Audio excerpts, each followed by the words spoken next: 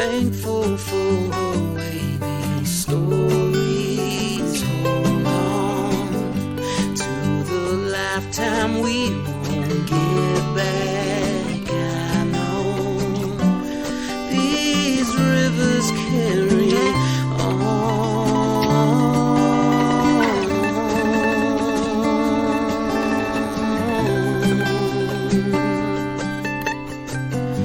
People tend to stick to you after time.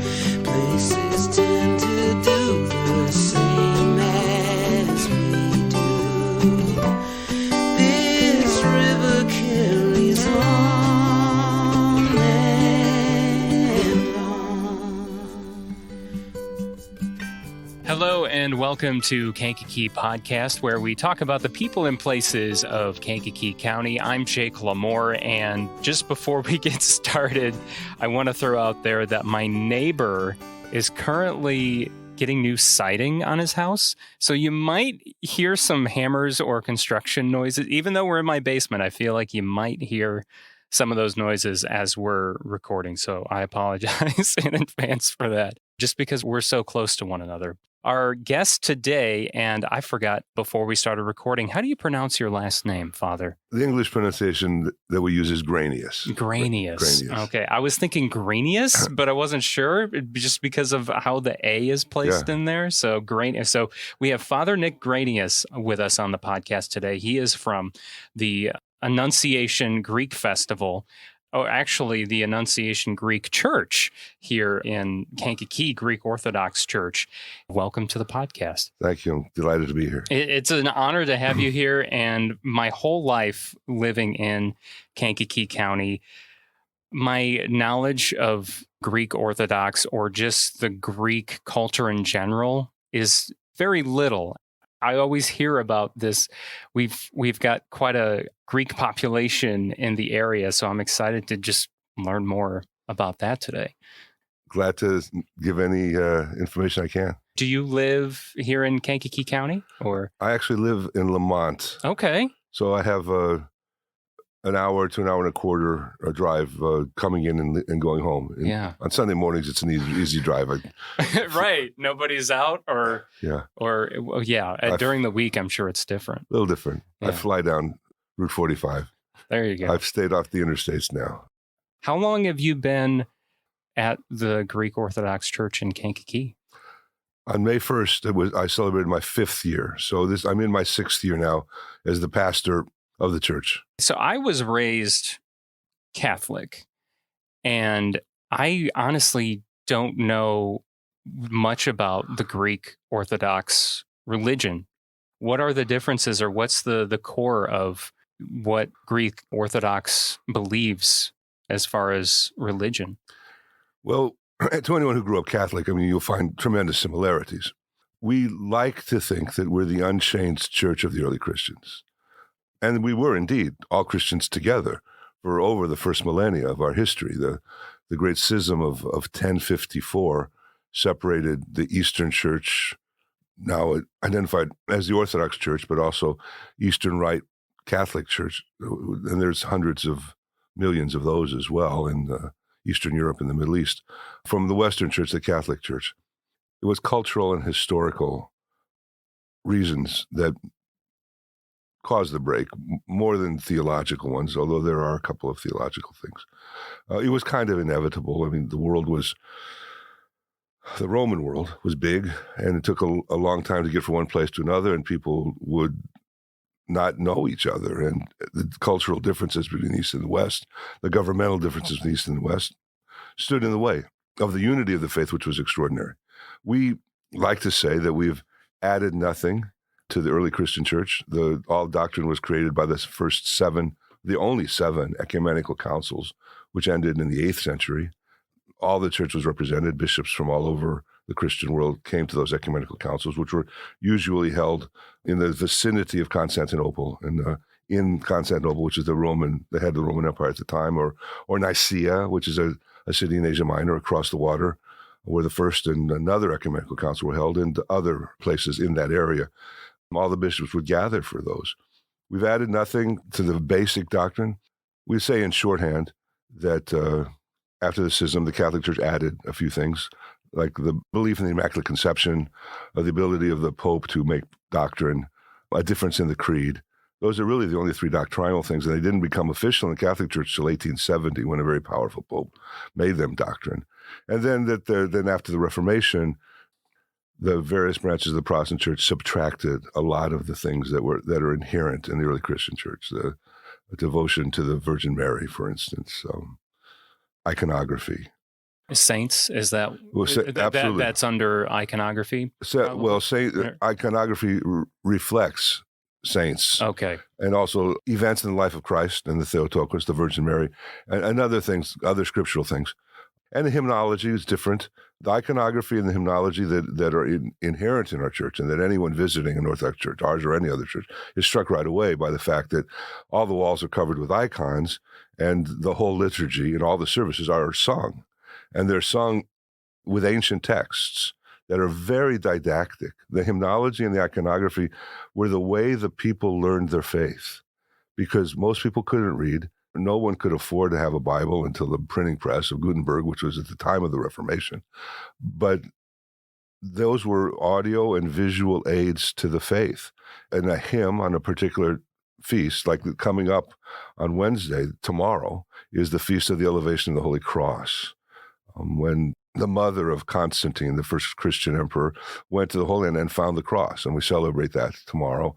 And in the hymn of that, the hymnographer, probably St. Romanos of the 6th century, in just a few lines in a one-stanza hymn, told the whole theology of the event and of the importance of the cross. So there are a lot of apparent differences, but in essence, all Christians believe the same thing. Yeah, right. You believe in Jesus and God, it essentially is the same thing. I guess I was just always curious, growing up Catholic, and wondering what the difference was. If you had gone to a Catholic church in 1963, before the Second Vatican Council of 64, the Catholic Mass was exactly the same Mass or Divine Liturgy that we sing today in all Orthodox churches around the world. The Divine Liturgy of St. John Chrysostom. So you're still there. We're still there. We're still singing this Divine Liturgy of St. John Chrysostom. And simply what happened in 64 was a lot of things were modernized and changed. Yes. That's when Latin was set aside and people could worship in the vernacular, and they simplified the Mass. But there are still churches that do a high Mass in Latin using the Liturgy of St. John Chrysostom. We, on the other hand, had one difference that was one of the cultural differences I was talking about. As Orthodoxy grew, as the Christian church grew in the West, it was all Latin, because Rome had filled a political and a vacuum, a power vacuum, and all roads lead to Rome continued to be true for the Western church. If in 1800, if you closed your eyes, you wouldn't know if you were in Mass in Dublin or Buenos Aires or Rome. But in the East, our monks immediately started preaching to the people in their languages, so that our most famous monks were Saints Cyril and Methodius, who set out from Constantinople and in the middle of that first millennium, and they preached to the people of Eastern Europe, and the Slavic peoples didn't have a written language, and they gave them a written language, and that's called Cyrillic, and it's based on Greek. So that if you look at Russian or Bulgarian or Serbian, it doesn't look like a Latin-based language. It looks like a Greek-based language, because they use the Greek alphabet to set down the sounds. But of course, Slavic sounds were quite different from Greek or Western European sounds, so it's not identical. But that's a good example of one of the cultural differences. Our monks immediately started preaching and having the religion in the language of the people, so the services were in Slavic, or in the Middle East, they were in Arabic. And that didn't happen in the Catholic Church until after 1964. And so in Kankakee, what language? Is it in English? Is it in Greek? It's almost completely in English now. Okay. Because our congregation is English speaking. Even the Greek descendants, who are members of the parish, who are much fewer number, don't speak much Greek. And the liturgical Greek is not the spoken demotic Greek of the people anyhow. Because it's very old. Yes. So we've gone away from it. When I was a boy growing up in Decatur, Illinois, which is a parish just like this parish. Annunciation, just like this is Annunciation, Mm-hmm. built in 1927. Our church in Kankakee was built in 1925, just north and a little bit west of downtown, on the same corner, the southeast corner, by the railroad tracks. The first Sunday I did the service, it was May 1st, 2017. A number of my cousins who I had grown up with in Decatur attended. Oh, cool. In the middle of the service, the train whistle overwhelmed us.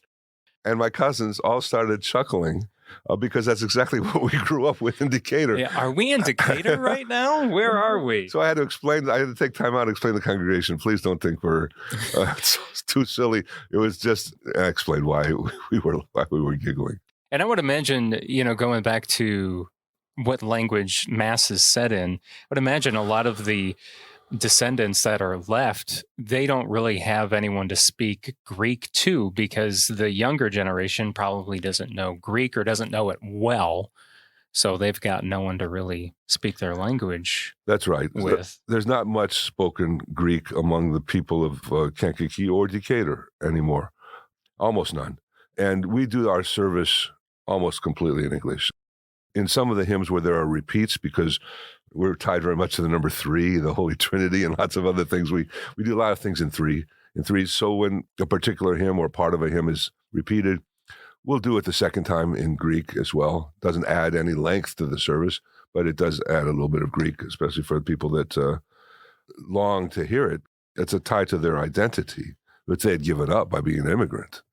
The church was the biggest way for them to hold on to their identity, because Greek immigrants didn't come to the United States because they didn't love where they grew up. They came because they were oppressed and they didn't have any economic opportunities, and the United States afforded them those. So what happened to bring them there, specifically to Kankakee? How does that start?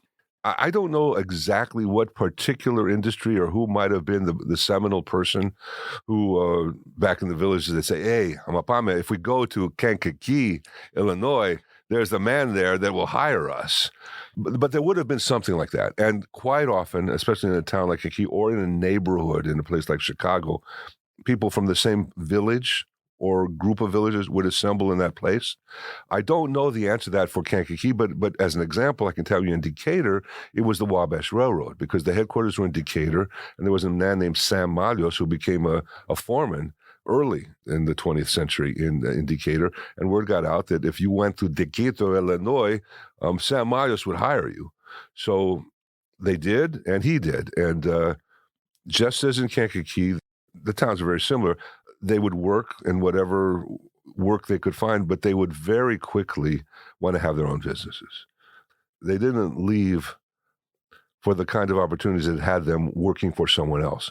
They wanted to work for themselves. Yes, they wanted to create their own things, just like they had back home, right? I mean, in Greece, they were running their own businesses. No, they were not. They were not at all. Okay. That's the point. Okay. They were, most of the Eastern, Southern, and Middle Eastern immigration in the United States happened in the Great Migration, which ended in 1924, when the McCarran Act put a strict limit on those kinds of people that could come. It was really a very difficult law. It put ethnic limits, and hundreds of thousands. Until then, you didn't have to have an entry visa to enter the United States. You could present yourself at the border, and if you looked healthy and had some prospects, you would be admitted. And the people that were working at Ellis Island were quite often immigrants or children of immigrants themselves. They were sympathetic to the people in front of them, and so people came in great numbers. But then, after World War I, the United States was reconsidering its place in the world and everything like that, and a lot of people felt overwhelmed by a continuing entrance of unlimited number of immigrants, especially immigrants that they said then couldn't be assimilated, just like we say now, people can't be assimilated because they were different. With the McCarran Act of 1924, 300 visas were given a year to Greek immigrants, whereas before, unlimited numbers of Greek immigrants could come in. And they didn't come by the millions, but they came by the hundreds of thousands. And the people like the Greeks and Bulgarians and from the Middle East, they came from oppressed countries. The Ottoman Empire, until World War I, still held almost all of the Balkans and all of the Middle East.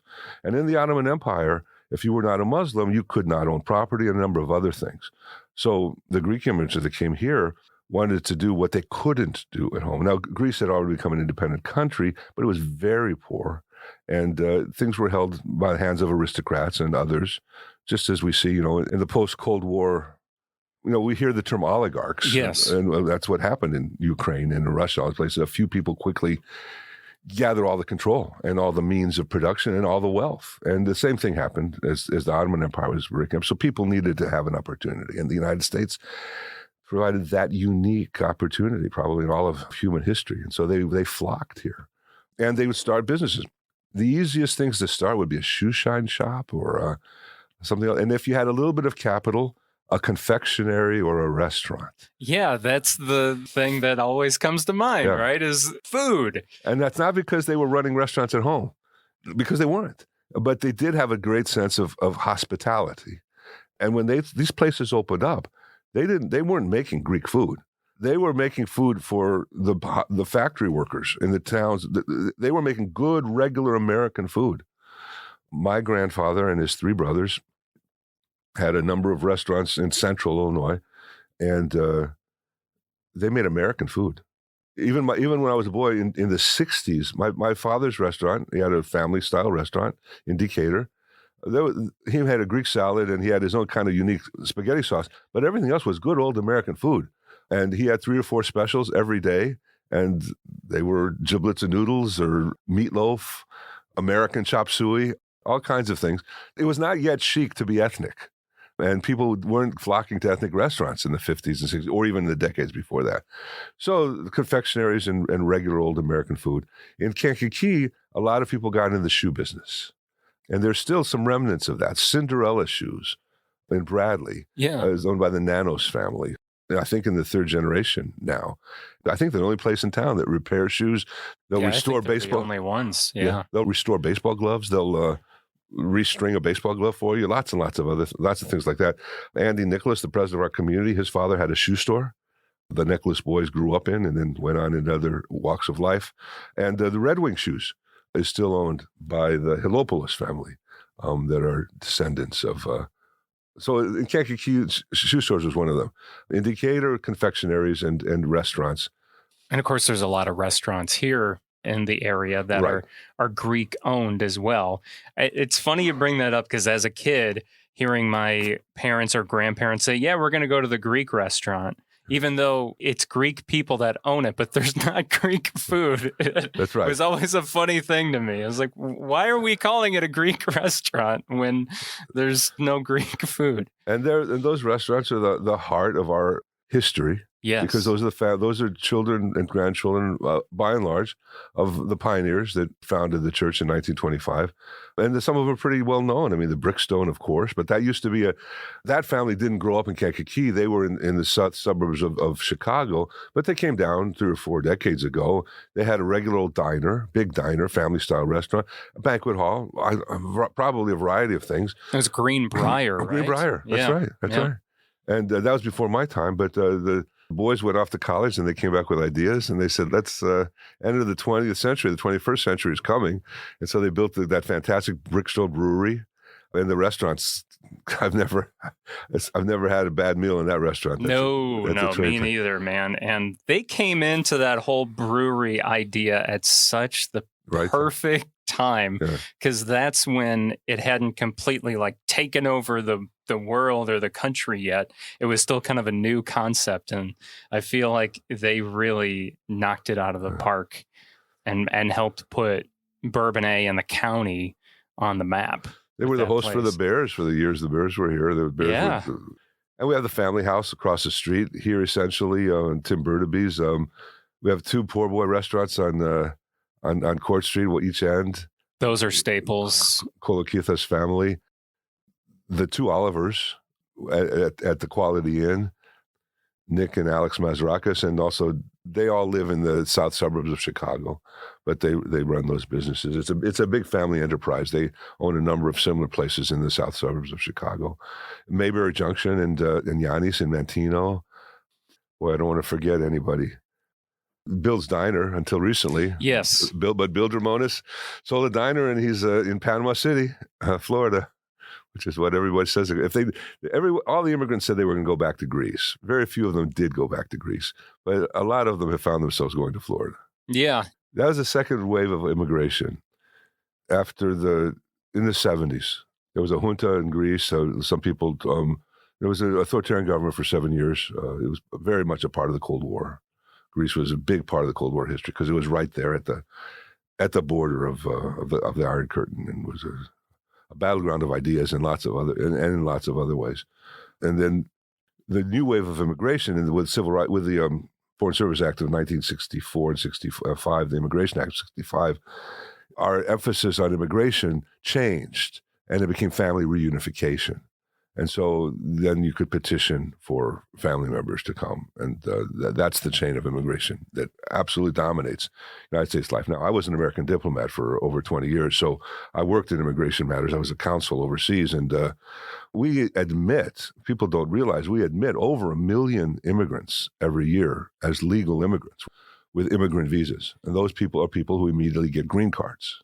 I'm glad you brought that up. I never hear, let's talk about the legal immigrants that are coming in. It's always the focus is on the illegal immigrants, not the legal ones. So 1 million a year? We give 1 million immigrant visas a year. Yeah. And there are other people that can come in as temporary workers, H-1. We hear these numbers and names thrown around, and those come in the hundreds of thousands, and those are people that have specific skills.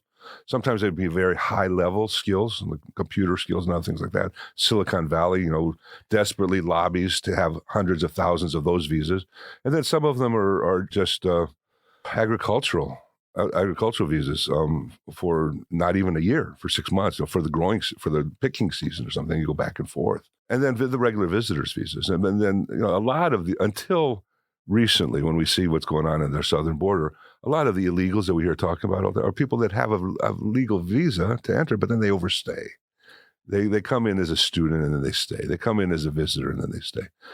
And a lot of people know that they will have a difficult time as someone who doesn't have legal status, but to be in the United States under any circumstances is worth it to them. We lose sight of the fact of how attractive we still are to most of the world.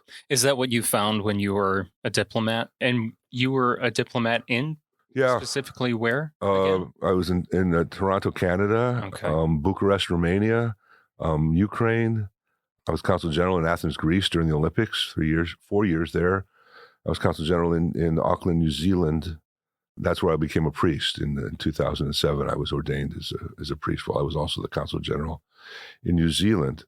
There's so many interesting things about Annunciation Greek Orthodox Parish. It's almost 100 years at this point. We're just 3 years shy? 2 years? Three years shy of it being here for 100 years. One thing I found fascinating was that there was a group of men in the World War II era that went off to fight the war from the parish, and they all returned. Yeah. We have this extraordinary photograph of 25 of those 27, and these were Greek boys. In those days, the parish was Greeks, of, by, and for the Greeks. And the pressure on the children that were born here, and these were all boys that were born here, by and large. Some of them came as infants or children in an immigrant family. But if this 45 is 21 years after 1924, so the parents of most of these guys came before 1924, so the kids were born here if they were of a fighting age in World War II. So you have this extraordinary picture of 25 of these 27 that gathered in 46 or 47 for this picture. And most of them were wearing their uniform. All of them were out of service by then. None of them were career soldiers. They were, we fought the war. And now we're home, yeah. There's volunteers and draftees. We fought the war, and then we came home. And all the services, almost all of them, successes in some other field. Right in the middle, there's a guy named Zaritas, who's wearing every ribbon and everything. He became a master sergeant. I mean, he was a hero in the war. We actually have a little framed group of his decorations that was given to the church. But they were all heroes, because as always. Anyway, 27 left and 27 came back. Mathematical odds of that are very small, and very few cities across the United States could claim that. Decatur, I know that we lost 2 boys just on the sands of Iwo Jima in one of the last great battles of the war, and several others that died in the war. And in Kankakee, they were fortunate all 27 came back. These boys had been together in the 40s, in the 30s, as they were famous, called the Greeks. They were a softball power. We have a huge array of these laminated clippings. The Greeks win another tournament. Greeks go undefeated. I mean, in 38, 39. They were just a softball power. It's really very funny. And our president, Andy Nicholas, kind of the last of the Cradle Orthodox that's still active in the church, was inducted to the National Softball Hall of Fame a couple of years ago, and was just the coach of the year for junior high school basketball this year. He coaches at Bishop McNamara. He runs the unemployment office in the Illinois unemployment office in Joliet. As an avocation, he coaches and organizes all these things. And they were also great bowlers, lots of bowling trophies. A lot of these names have faded certainly from our history. I mean, there's a few people in town where I see some of those. They're very, notable names. I mean, you see Athanasopoulos and you say, that's a Greek name, of course. Yes, you're right. Yeah, right away. Yeah. And I actually see obituary notices with names from some of those families that have fallen from the church and were not buried in the church. But in the 5 years I've been here, I've done 28 funerals, almost all the old timers. And last year, this wonderful, wonderful man, Gus Anist, died at 96, and he had been on I think the last amphibious landing was on the island of Tinian, in the Marianas. We took Tinian, and then they started training on Tinian for the invasion of Japan, which didn't have to happen because the war ended with the 2 atomic bombs. Yes. But they had huge numbers of troops on Tinian and Saipan and other places training for this invasion where they thought we'd lose hundreds of thousands of troops in that thing. And so he was able to tell me how joyous it was when they found out they didn't have to go. He didn't grow up in Kankakee, but he had a farm. There's a tradition. There's a place in western Nebraska. A bunch of Greek immigrants went, and they formed a farming community. Huh. It's a very, history of immigration in the United States is a fascinating subject. And it applies to all ethnic groups. Yes, it does. And it's great to hear more about the Greek group that came here to Kankakee. So getting back to food, and another big reason why you're here is the 87th annual Greek festival is coming up. And what's great about this festival is that many different walks of life go. It's not just people that have Greek connections. It's people of all walks of life want to go to the Greek festival. And so that's coming up on October 2nd. And let's talk about Greek food. What is Greek food? I always think of shish kebab, right? That's Greek, right? Well, is it? Shish kebab is ubiquitous especially to the Middle East and Eastern Europe. I mean, grilled meats. I mean, the Serbians are famous for it. In Romania, where I served, I mean, they have 4 or 5 different kinds of sausages. When you go ask for a mixed grill is what I would always order in the restaurants. And this was right after the Iron Curtain, so they didn't have a whole lot of variety. But a mixed grill was a safe thing, and it would be a variety of sausages and other things. Yes, our shish kebabs have become famous, and also gyros. Everyone knows gyros. They go to the poor boy. But we think because we identified lambs with that part of the world and the shepherds, that lamb is our staple meat. And it might have been it growing up in a village where they didn't eat very much meat, and on Easter they would roast a lamb, and we still will roast a whole lamb. Some of the families, if you go to Bourbonnais on Easter Sunday, you'll see the Brickstone families or the Kolokithas families from Poor Boy gathered together, and they will roasting a lamb or two. But our famous shish kebabs are made out of pork, because pork makes by far the best shish kebab. It's tender and tasty and safe. Anyway, it's by far the best shish kebab. Some people like to think that it's healthier to have chicken shish kebab, but chicken does not make as good as shish kebab. It dries out faster. It's just not as tasty. It doesn't take the spices as well as pork does. It's not as absorbent. Right. So our souvlakia, our shish kebab dinner, which is 2 8-ounce souvlakia, which are beautiful. Last year we actually, because of the shortage of workers, the butchers in Chicago just couldn't make them for us. We had to put them on the sticks ourselves, which wasn't hard, but that's a lot of work. It's a lot of work. Yeah. Because we'll sell 1,200 souvlaki dinners. That's 2,400 sticks that you would have to make. And you make them on the big grills that sit outside the church, right? At some point or other, the founders said, why are we renting or bringing grills now? Let's build one. And it's actually gas that goes through the ground, and there's gas there, but the gas fires up the coals because the coals give a lot. I was going to say I always thought it was coals, but every time I drive by the Greek Orthodox Church there, I always see those grills out there, and I think, oh man, I'm telling you, there are churches in Chicago and other places that would kill to have built-in grills like those. Yeah, and we have guys that are very capable of Mark Enns and others that are restoring them, and we've kept them up because they do add a great extra flavor, but also an esoteric flavor to things. You got the grills there and the smoke and the aroma. And the other thing we put on the grills is the half chicken, which is famous as Greek chicken, which it's because of how we marinate it and everything. It's actually fall off the bone delicious. And so we'll typically, and we're planning this year to have 1,200 shish kebab or souvlaki dinners, which includes 2 shish kebabs, and 600 Greek chicken dinners, which is a half chicken. And then with each, it's a full meal. There's a huge pile of rice, delicious rice that's made at the family house. They spend the whole day carting over trays of rice. I mean, it's a huge endeavor of love for them to work as hard as they do to supply us with all the rice. We make Greek salads, and we have fresh bread. So for $12, you get a huge and really excellent meal. And last couple of years, we've also added a la carte spanakopita, which is spinach pie. A lot of people just love spinach pie. Spinach pie? Yeah, spanakopita. Spanaki, spinach, pita, pie. So obviously besides spinach, what else is? It has feta cheese. Okay. It's feta. It's spinach and feta, olive oil and other things, wrapped in phyllo, the same kind of phyllo that is in baklava. The people know, or galaktoburi, the very, very thin pastry leaves. I mean, incredibly thin. It takes a while to learn how to use phyllo because if it's too dry, it just breaks apart. You have to butter it. So there's a lot of butter involved in anything made of those as well. And sounds hard to make. Well, people love spanakopita. A lot of people know spanakopita, vegetarians and others. It's one of their go-to foods. If they're in a restaurant, if they go to Greektown or something like that, or any Greek restaurant. It's big, and it's you divide it in half, and 2 people are satisfied. But we'll sell a whole a la carte spanakopita for $8. So we have a very simple, limited menu. But then we have our pastry stand.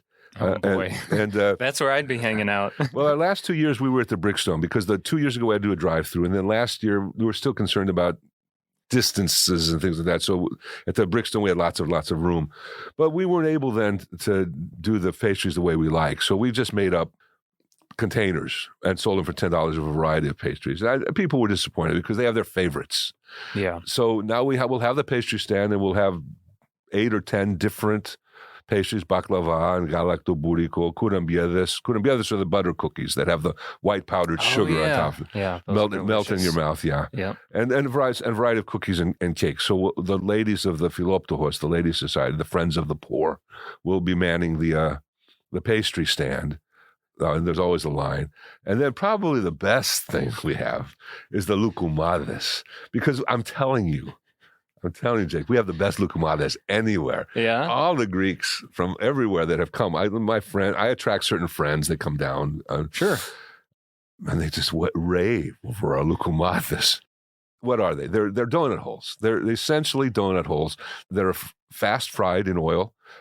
They're hot, piping hot. Take them out, put them in a bed of honey, and then sprinkle on cinnamon. And you get a whole tray of those for just a few dollars. They're piping hot. We can't keep up with the demand, and they're just delicious. And Steve Case, your friend, yes, Steve, the astronomer, the local astronomer and the physics professor, it's been on the podcast. Yeah, he has the thankless job all day Sunday. He'll be in the basement of the church mixing up the batter. And then it takes one of those huge industrial mixers to do the batter, and then sending up a whole tray of the batter for people to put in the balls, put in the oil, and then dress with the honey and the cinnamon and then sell. And he has the thankless job of making the batter the whole time.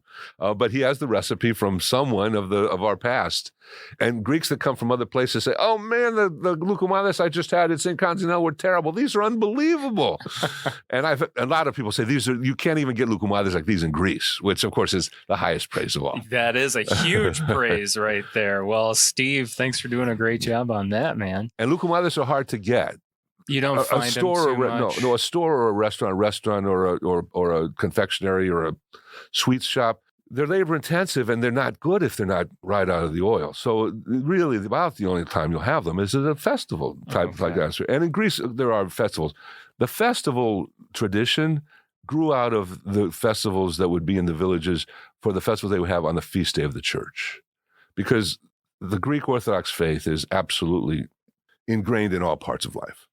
Everyone in Greece is Orthodox, and everyone is baptized. And if they go all the time, or they only sit in the platea and listen to the Sunday services over the loudspeakers, because in the villages the priests have loudspeakers. Do they really? Yes. So they'll broadcast the service all over the whole village. They say, "Okay, if I can't get the people in the church, at least they're going to have to listen to it." Gosh, that's great. And that's hilarious. And so they'll have a festival. So, like for instance, after Christmas and Easter is our feast of feasts, but after those, perhaps the next most popular or most important feast is the Assumption, the Dormition of the Virgin Mary, which happens on August 15th.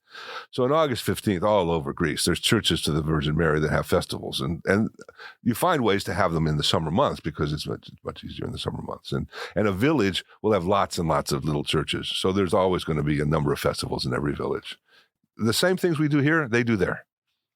We try, and that's the way we've tried to have it. We'll have a wonderful band, the Hellenic Five from Chicago. They really have. They've performed in Europe and other places. They're excellent, and we'll dance. But there are not many Greeks left to dance. Yeah, what is Greek dancing like, and what does Greek music sound like? Well, how can you describe? Well, it doesn't sound Western. It sounds more Eastern than Western. The principal stringed instrument is the bouzouki, which looks like a mandolin. It's round. I don't know what we say. It looks like a mandolin because we think people know mandolins. Well, as many people now know what a bouzouki is. We should say a mandolin looks like a bouzouki. But anyway, it's got a long neck and it's rounded. Especially when it's amplified, it has a twangy sound. The scores from a number of movies that Manos Hadjidakis or Mikis Theodorakis wrote, or Zorba the Greek, or Never on Sunday, or the political thriller Z. They're full of music by these tremendous composers. They're melodic, but they have more of an Eastern feel, and that's because it's more of an Eastern country. Our church music is descendant from Hebrew music, and we don't know what the Hebrew music really sounded like for sure. No, because it wasn't recorded, because that kind of technology didn't exist back then. But oral tradition being what it is, they. And then as Orthodoxy spread through the Balkans, then that would change. If you go across the border into Bulgaria, it still sounds very Eastern or Byzantine, but it takes on this deep bass flavor that you think about Russian choruses. If you hear Rachmaninoff's Vespers or something like that, they have tremendous choruses, but it doesn't sound like Beethoven or Mendelssohn. But if you go to Romania, which is a Latin country, it does sound like Beethoven or Mendelssohn. The music is lively. It's very historical. It always has meaning. The songs have tremendous meaning. A lot of them arise out of the many hundreds of years of slavery in the Ottoman Empire. The Orthodox Church has always been a church in captivity. So the music and the lyrics and the meaning are part of that. And we like to dance with our heads high, reflecting the fact that we're not slaves, even though the dances were at times, but most of the time, because it was only in 1830 that Greece became an independent country. Until then, it was part of the Ottoman Empire, and let alone Serbia and Bulgaria and all the others, which lasted into the 20th century. And then most of the Orthodox world then was in captivity under communism. Orthodox Church has been a church in captivity for the last 1,000 years. For most of its existence, it sounds like. Yeah, since the time of that Islam took over the Eastern and Southern Mediterranean. It's been a struggle to hold on, and that they have held on the way they have is a testament to their great belief and to many other things. So the music is very lively, and the dancing is usually concentric circles. I mean, if you have a lot of people, they were concentric. I mean, we don't have a lot, so it'll be usually one circle. Yeah, that's what I remember from watching movies and such as a circle. And we do. In modern times, with those movies, Never on Sunday and Zorba the Greek, they developed the sirtaki, which is a kind of a diminution of it all, because, I mean, it's a little line and they're looking down at their feet and all that stuff. And it's not the idea. We're looking up. You're looking. We're up because we're not slaves. We're not slaves. Yeah. But people recognize the music. Zorba the Greek, everyone's heard the songs. I mean, in all the baseball games. You can't go to a Major League ballpark without them playing Zorba the Greek, which starts off with a slow, steady thing where we do a slow dance, and then it gets faster and faster until we're doing a big hasapiko. And the best hasapiko step, a complicated, wonderful step, is Serbian. When all us Greek kids in Decatur learned the Serbian hasapiko because it was a little more complicated and it set us apart. Whereas the quick hasapiko is just kick. It's like the Jewish hora, which hava, nagila, hava, that same beat and the same tempo, kick one way, kick the other way, cross and kick. It's anybody can learn it. Anybody can learn a hasapiko. I will take you out on the pavement on October 2nd, and you'll be dancing the hasapiko in 5 minutes. I was going to ask if there's like a little lesson before the actual dancing takes place for those of us who don't know how to do that. Yeah, the best way is just to jump right in. But the hasapiko, I'm counting along the step. I mean, I'm afraid I'm going to kick somebody. No, it's very safe. Or someone's going to kick me. The only danger is that an old guy like me will die of a heart attack because, I mean, there's not many of us that I'm not there much more than I'd like to be. Mm-hmm. Because we got the great band and people want it. We'll bring in at least one, I hope 2 troops of dancers in great authentic costumes, and people just love watching them. And then the younger kid, I hope we'll get a group of younger kids from Merrillville, they like to stay and they just have fun and then dance. That's really when it's fun, because everybody sees the kids. They're not in their little show. They'll have a half dozen things that they've prepared, but then afterwards the band just plays a variety. There's 3 or 4 basic dances based on rhythm and speed. The most common one is the Kalvo Matiano or the Sito, which are for all the lands, because when we think of Greece now, it's just a peninsula of the modern country of Greece. But until the exchange of populations of the early 20th century, which was the first huge ethnic cleansing, when 3 million of those Greek people in Asia Minor, what's now Turkey, were forced to leave their homes and go into Greece or somewhere else, all of those lands were Greek lands. And they were very different. They were very different. I mean, on the shores of the Black Sea, the northern coast of what is now Turkey, called Pontus, their costumes and their music is quite different from what they would have had in Athens or Sparta. And we try and celebrate and incorporate all of those things. Sometimes when you see these groups of Greek dancers, it won't look like their costumes are consistent with each other. And that's why. That's why. Okay. That's right. One person will be wearing something from Pontus. Another person will be wearing something from Ephesus, which is now Izmir in Asia Minor. Others will be wearing something from the mainland of Greece or from northern part of Macedonia. And so they can be quite different. Typically, the men would wear the short skirt, the fustanella, but a lot of those other costumes from Pontus, they wore pants. And so you'll see guys in black pants with these big hats, and you say, that doesn't even look Greek. And it is, but it's just a different kind. It's just a different region. Yes. Yeah. Yes. That's amazing. So how accurate is My Big Fat Greek Wedding? How accurate is that? We got to know. In many ways, it's quite accurate. I lived in Toronto in my first assignment in the Foreign Service in the early 90s. And she's from Toronto, and it was filmed in Toronto. And that's more like the Greek experience in Toronto at that time than it is anything now. But still, ethnocentrism, a father, not particularly educated, but very, very patriotic, saying everything is Greek. Every word comes from Greek. Every idea comes from Greece.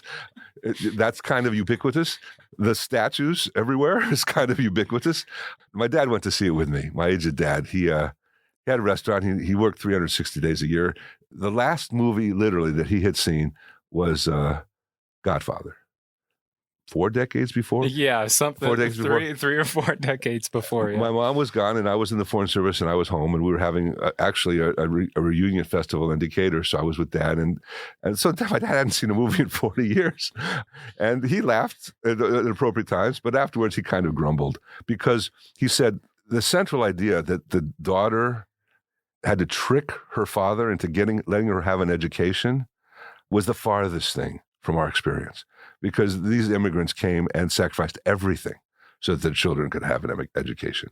That really bothered my dad. It bothers me because it's not really true. It's not accurate. Yeah, they made the sacrifices so that their children would have a better life. And you saw it happening in the very first generation. That's why we're not in places like Kankakee or Decatur anymore. I had 25 cousins named Greanias, my generation in Decatur. Not a single one lives in Decatur anymore. We all got educated and we live around the world. I went in the Foreign Service. One of my cousins was also a priest. Several of them became engineers. One went in the Navy. I mean, my father would have broken my legs if I said I wanted to run a restaurant. Said, are you crazy? We didn't come here so you could run a restaurant. But on the other hand, it's a noble business. And, yes. and it, especially in the way that it communicates real hospitality. That's a great thing. People go to the restaurants, not just for the food. I mean, they go to see their friends. It's the hospitality. Yeah. Absolutely. And I feel like that's why my family has always loved going to Greek-owned restaurants. It was about hospitality. Obviously, the food was always great too, but the hospitality of it was always so hospitable. And I think that's probably why the Greek festival has become so popular for all walks of life in the area, because it's a hospitable thing. Everyone's welcome. And I should say a couple of words about the church itself and what it reflects. Yes. Because these people came and they had given up they gave up their identities. And quite often it was a single man that would come and he would send back for someone from those countries to marry. There have been movies made about that very subject, some fantastic ones, and they're all very true. But a lot of times they would also marry non-Greeks here. But there was always an emphasis, if possible, to marry someone Greek and to certainly marry someone in the faith. Very early when they came, having sacrificed so much of their identity, the church was the one thing they could hang on to if they could build one. And so before they had priests, and in the early days, the only priest you could get would be from the old world. From Greece. They would be from Greece or Greek-speaking lands because they wanted someone that could do the services in Greek, because for the first 70 or 80 years, everything was in Greek in our services. When I grew up, everything was in Greek. Do you know anything about when they built the church? Yeah, here? 1925. And it's the same church. It's the same building. It was built, right. And they built it in less than a year. And how did they build it? Well, they have businesses, and they organized themselves, and they went around, and they said, look, we got to have a church. Empty your cash register into this bag. And I mean, that's not just here. It's everywhere. People would do that. A group would be chosen to represent the whole community. They'd go around and they would gather money. And the first time they had any discretionary cash, it went to the church. These enterprising people that had been here a decade and were working for somebody else, or were maybe founding a fledgling business, they put their money together and they built this church. And they paid to bring a priest from Chicago to do services. A lot of times a town like Kankakee couldn't have a full-time priest at the beginning, but they would, at least for the great feasts, or often because on Sundays the priests would be busy in Chicago or somewhere else, but maybe on Saturday they could get them here, or for a feast day in the middle of the week. They really sacrificed financially for this. In their eyes, it wasn't a sacrifice at all, because it was ensuring that their children would grow up with the faith of their fathers and the traditions of their fathers.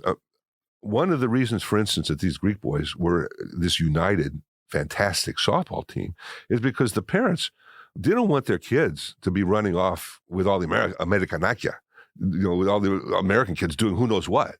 If you could identify something that you would be doing in the church or with the other kids of the church, anything goes. They would let you do anything. So these little churches that from the old country never had choirs, because in Greece, we don't have a tradition of mixed choirs. I mean, all the chanting, all the singing of the service in Greece is done by the priest and a chanter, or a little group of chanters, but usually a chanter with a group of other people just kind of humming along. But they'd come to the United States, the kids would go to school, they learn about Western music. They learned to sing in parts. There were a lot of kids. So let's form a choir. In New York and other places, people sat down and wrote Western arrangements of these hymns that were really only had a melody for choirs. And they had choirs to die for. This church had a choir for decades and decades. And we have resurrected one But it's a congregational singing choir. It's the little girls of the church. They lead us in congregational singing, and they love it, and it's great for us. But before that, they had tremendous mixed choirs. And this was parents could say, okay, yeah, if you want to go to the church to sing, go. If you want to go to church to play softball, go. If you want to go bowling with the other Greek boys, go. But stay among yourselves. Don't get involved with the other kids. Was it just because they were so worried about losing their culture? Yes, exactly. And just because of, obviously, where they came from, there was so much persecution that it was like, no, we got to make sure we all stick together and do things together. Yes. And not... Very, very much. You identified it exactly. It was they were afraid of losing their identity. Is it like that today? Well, it is among some people because there are recent immigrants that feel that way. But you have to realize that those days are over. But I should add that those concerns in the 20s and 30s were part of American history. Because we know about the Ku Klux Klan, which was essentially the veterans of the Confederacy in the Civil War. But the Ku Klux Klan had mostly died out by the end of the 19th century. It was resurrected in the 20s. It was anti-immigrant, anti-Catholic. It was very much anti-Greek in places where there were a lot of Greeks. And in Atlanta was one of those places. So in the early 20s, our largest fraternal organization, the American Hellenic Educational Progressive Association, the AHEPA, was founded by Greeks to protect themselves from the Ku Klux Klan. Jews suffered the same things, but we were so easily identified, and we were so homogenous in our own way and kept to ourselves. There were terrible riots in Omaha and in Tulsa against Greek immigrants who were looked at as the other. Ku Klux Klan was active in central and southern Illinois in the 20th century. Anyway, there was that fear a little bit, but mostly wanted to keep the identity. And when I was a kid growing up, I mean, there was a lot of pressure to marry a Greek girl. I bet. I didn't marry a Greek girl. I was going to ask, did you? No, I married a wonderful Mary Hagan, an Irish girl. Her family was as Irish as my family was Greek. Her grandfather, an immigrant, was a celebrated Chicago detective, Chicago Irish cop. And my son was just proudly reading the obituaries written in the Tribune when he died because he was a celebrated detective. Mary saw that my faith is very important to me, and she became Orthodox. And she consented to become a priest's wife. That's not a small thing. No, it's not. No, not at all. Yeah. That's a big commitment. A priest's wife. What are you talking about? I mean, Catholics don't completely understand that. Right? Catholics don't do that, but obviously in Orthodox, that's a little different. What else do you want people to know about the Greek Orthodox Church in Kankakee? That it is a parish of their friends. Not only we're not just Greeks, we're mostly not Greeks anymore. We're growing because of seekers that have come to our church. There are 5 Olivet families, people that are on the faculty Olivet, and 2 from Governor State that were not cradle Orthodox, but have all, in their religious seeking, they've come to Orthodoxy. Baptized and or chrismated. If you were baptized in another Christian faith, then all you need to do is be confirmed. But if you had been baptized, you need to have a baptism. And I've done adult baptisms by immersion.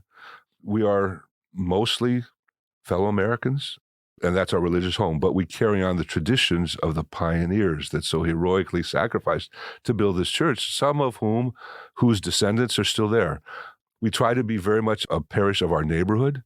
People are always, scared about the inner city neighborhoods and things like that. Well, we're proud of our neighborhood. And when we have leftover souvlakia, we advertise in the neighborhood. We cook up the grill. We fire up the grill, and we make shish kebabs for the whole neighborhood. And people come and partake of them. We're not moving. We think that it's important that we stay there. For some of the families, some of whom that's a particularly important thing, that we be part of it. And so we invite them to come. We invite everybody to come to our neighborhood and stay, because you can't enjoy the dancing. I mean, over the years, it's become a carryout kind of event. And the last few years, we've worked hard for it to be more than that. especially bringing a great Greek band. Really Yes. keeps people there. We have an in-house band too. We have one of our families that have recently become Orthodox. There's 2 bands coming out of that family, Vern and Vern, which is an old kind of bluegrass thing. Oh, I didn't know that. Yeah, Vern and Vern. I know Vern and Vern. Well, they're in our parish. In fact, Okay. Vern Jr. has become our chanter. Oh, awesome. So he and I do services together. We're like this. Okay. He's an inspiration to me. And then his son has started a rock Is band. that the Simpsons? The right? Simpsons. Okay, the Simpsons. Okay. So I know both of those. So Vern and Vern and Simpsons will also play, and during the breaks and other things. I would like people to come and stay, not just to come for the food, but to come for the conviviality. And I mean, you got to stay if you want to get the hot lucumades. Yeah. Yeah, because those are no fun. Even taking them home, they're not going to be as delicious as if you have them right there. With Brickstone beer, we'll have Brickstone beer and Greek wine and some other folks, some other ethnic folks will come down from the city. So we'll have some people dancing, and it's easy and to stay and dance. And I will give church tours. And the church tours expand. I'll say that I'm going to do them at 1, 2, and 3, thinking that I'll have a break in between. And I might have a break after the first one, but probably not. It becomes just kind of it's constant. And that's great because people have questions and people are interested. Absolutely. It's a simple but very beautiful church, and people are struck by the beauty of it, the iconography and the hymnology. And I start. You heard me now. I'll go on and on about anything. Well, there's so much history, and it's so cool that we have this slice of culture right here in Kankakee that people can go submerge themselves in and realize, wow, I didn't have to go up to Chicago to experience culture. It's right here. So that's what I love about it. And during COVID years, people were afraid that they wouldn't have it. And we get questions all the time, are you going to have it? And we weren't going to have it in 20, but then we said, we can put together a drive-through. The drive-through was fantastic. The big thing about that was we turned probably 2,000 people away. Wow. But after church, I went out there and the line was already all the way around the block and onto the highway. And at a certain point, Mark Enns and I had to walk up and down the line telling people, I'm sorry, you may not get fed if you wait in line. And some people we turned away might have gotten it, but other people stayed. And we managed to feed everybody that stayed, but a lot of people just had to leave. We didn't have it. And then last year we had it again, but we want it to be of the neighborhood. It should be in the place that we're trying to revive. Yes. Just as the church is revived. Yes, absolutely. So Greek Festival happening October 2nd. Again, if you happen to be listening to this episode before then, proceeds obviously go to the parish and your different ministries within the parish. But there, as you said, you're always trying to help the neighborhood surrounding the church there on North Washington and Kankakee as well. We'd like to put a memorial garden across the street. And the original idea was for those veterans I was talking about. But one of the things we're proudest in our national history was that our Archbishop Iakovos, who was our seminal leader of the Orthodox Church in America, he was for 37 years the Archbishop of the Church of North and South America, and he was the friend of presidents. And in 1963, he marched with Martin Luther King across Edmund Pettus Bridge, arm in arm with him and Ralph David Abernathy, as they marched to the courthouse. And as they turned around on the courthouse, Life magazine photographer took a picture of them. And it's on the cover of Life magazine. It's one of our proudest moments. And we'd like to memorialize that event and that relationship as well. It's really part of the history of our country, not just of our community.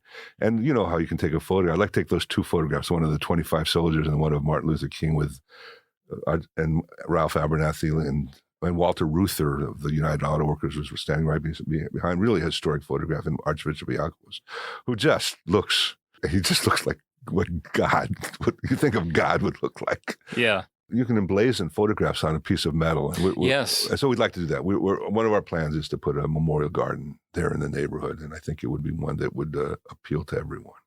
You can find out more information. There is a Facebook page for the Annunciation Greek Orthodox Church where you can get updates on that as well. Anything else, Father Nick? No, I think I've said way too much. I don't know if anybody can sort through all my verbiage to get the things they need. I feel like I learned so much today, and I'm really grateful for your time and grateful for everything you do for not only the Greek community here in Kankakee, but the community as a whole. So thank you. It's a privilege. It's great to meet you. Thank you, Jake. Same here. Well, that concludes this episode of Kankakee Podcast. I'm Jake Lamore. Thank you so much for listening.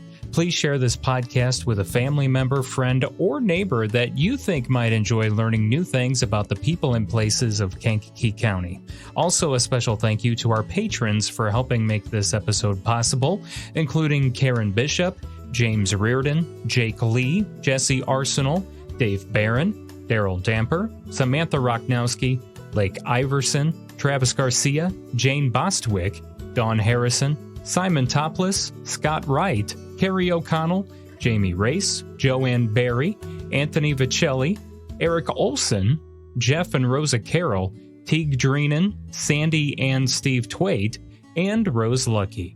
To become a podcast patron, go to KankakeePodcast.com and then just click on the Patron tab. If you pledge $5 or more per month, you'll also hear your name announced on an episode. There's also other rewards like early access to new episodes, unedited versions of episodes, even video versions of select episodes, podcast merch, discounts on special events, and so much more. Your monthly pledge is truly appreciated. Our monthly goal right now is to reach $400 per month. And right now, we're about 37% away from reaching that goal. So please sign up for the patron program today at KankakeePodcast.com. Our theme song is by Lupe Carroll. This river carries on.